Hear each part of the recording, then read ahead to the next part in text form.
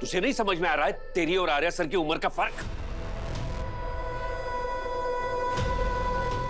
मुझे बताते हुए भी शर्म आ रही है, पर सुनना चाहती है तो सुन।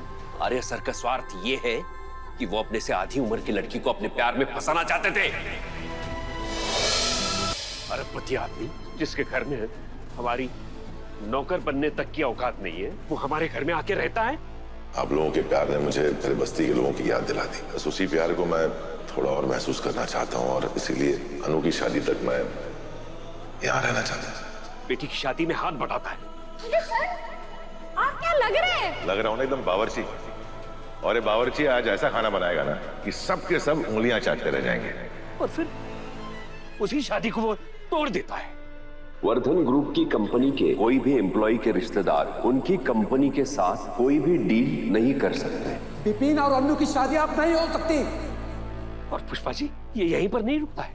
बार बार हर बार वो आदमी हमारी मदद करता है, हमारी बेटी की मदद करता है। ना मुझे यहाँ कोई मॉल बनाना है, ना मुझे आप लोगों की जमीन चाहिए, और ना ही मैं इन्हें कोई 3 BHK फ्लैट देने वाला हूं। मैंने तो बस ये सब यूं ही कहा ताकि मैं सच्चाई सामने ला सकूं। कभी केटरिंग के ऑर्डर्स, कभी हमें निर्दोष साबित करने के लिए, तो कभी एक्सीडेंट के केस से बचाने के लिए।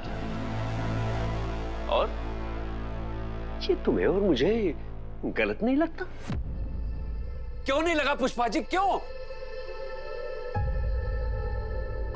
क्योंकि हम आम लोगों को लगता है कि सब हमारे तरह दिल के अच्छे होते, एक दूसरे की मदद करते। जैसे अभी आप बीमार पड़े तो रजनी पटवा लेके आ गई, भोली पैसे लेके आ गई, कोई अस्पताल में चाय ला रहा था तो कोई खाना, कोई घर जाके आपका कपड़ा ला रहा था। वहाँ कोई मेरा तेरा नहीं कर रहा था, सब सिर्फ एक दूसरे की मदद कर रहे थे, बिना किसी मतलब के, बिना किसी स्वार्थ के, क्योंकि हमारी बनावट में ही है। हमें लगा कि आर्य सर भी ऐसे ही है, वो भी बिना मतलब के हमारी मदद कर रहे हैं, लेकिन हम गलत थे। शायद आर्य सर दिल के उतने अच्छे नहीं है, वो अलग निकले, उनकी मदद के पीछे कोई कारण था। वो अच्छे बनते थे पर शायद दिल से अच्छे नहीं थे वो।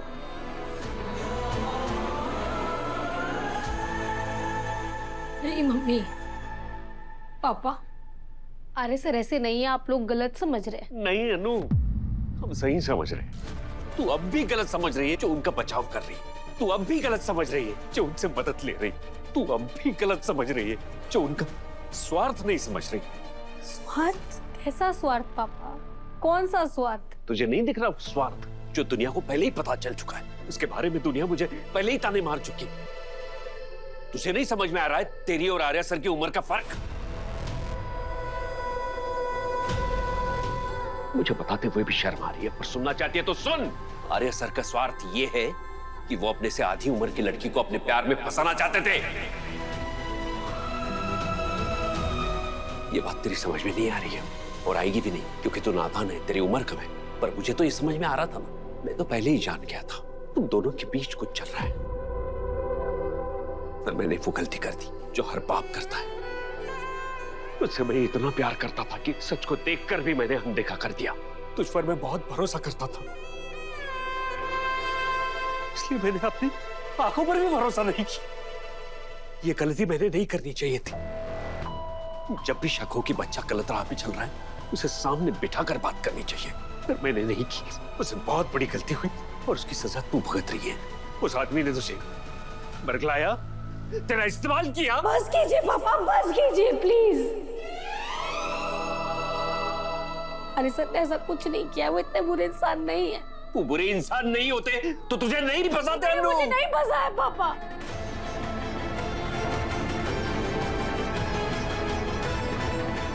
क्यों किया है? मैंने किया है।